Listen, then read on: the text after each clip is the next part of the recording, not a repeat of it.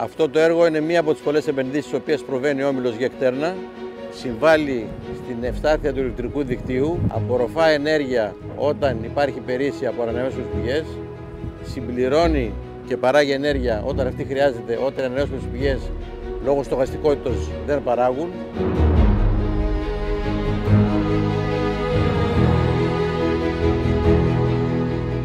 Είχαμε την ευκαιρία να υποδεχθούμε τον πρόεδρο της κυβέρνησης, ο οποίος περιηγήθηκε στο έργο.